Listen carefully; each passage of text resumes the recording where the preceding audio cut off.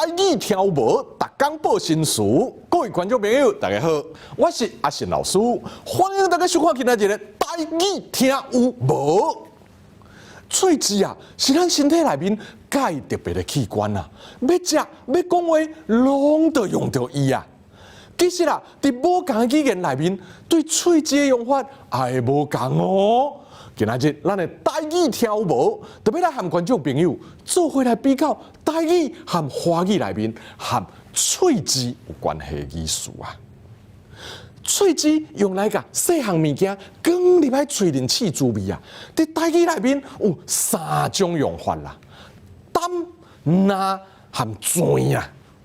担啊是喙齿无弯，直直伸出去，轻轻啊碰到物件，就随个揪转去。利用指尖啊，入啊淡淡的所在，甲盐啦、糖啊，还是其他粉粉的物件啦，黏一寡起来，通试伊的滋味啦。啊那拿咧，拿是用喙齿头前的部分啦，对物件的表面快速甲拿过去，互物件的表面淡淡啦。像讲喙墩皮小拿一下，较袂遐大啦。啊是咱咧夹皮的时啦，有人会甲邮票的后面小拿一下，好会当粘起咧皮囊顶面啦。啊，拿这个动作，喙齿会留啊弯一下，通比担啊有更较大一丝仔的接触的面积啦。啊，那钻啦是3个动作内面上激烈的咯。伊差不多啊，就是用规个喙齿的面啊去接触迄个物件，安尼啊，通试出物件上济滋味啦，也是甲上济物件拢总甲连起来，放入来喙内食。另外啦。狗啊、猫啊，也是细汉囡仔，有时要表示对咱的亲切，嘛用喙齿去钻人哦。除了摕来食物件、试滋味和表示亲切以外，喙齿也和讲话有关系啊。总是无共的语言、无共的文化，对喙齿啊，也是规支喙啦，和讲话的关系这部分的理解和比喻啊，往往拢会无共啊。像讲，咱啊摕华语来和台语比较啦。华语会认为讲人啦，若是爱讲话啊，是因为喙齿的关系，所以华语会讲啊，3寸不烂之舌，长舌啊。但是台语会认为人爱讲话是规支喙的关系，唔是喙齿的关系啦。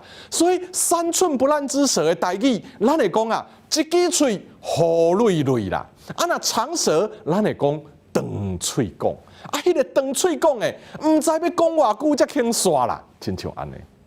顶面是台语用喙，华语用字的用法，但是啊嘛有倒变的情形哦。有时啊是台语用字，华语用喙的例哦。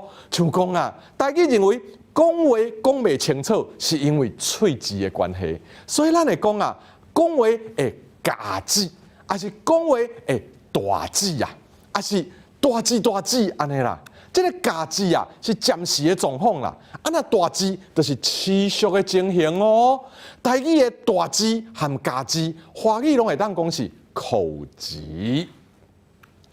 其他台语用字，华语用喙的例啦，嘛要真济哦。像讲台语讲人无凭无据的乌白生话情形，叫做空喙报字。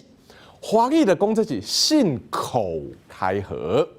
啊，台语若讲对方表现甲真好，大家拢学了解答字。华语啊，就讲是赞不绝口。台语讲啊，大人讲话，囡仔逐句拢要变的情形啦，叫做应嘴应字。华语啊，就叫做顶嘴。各位观众朋友，无共的语言，无共的文化，是毋是的确对代志的理解和用来比喻的物件，就会无共款呢？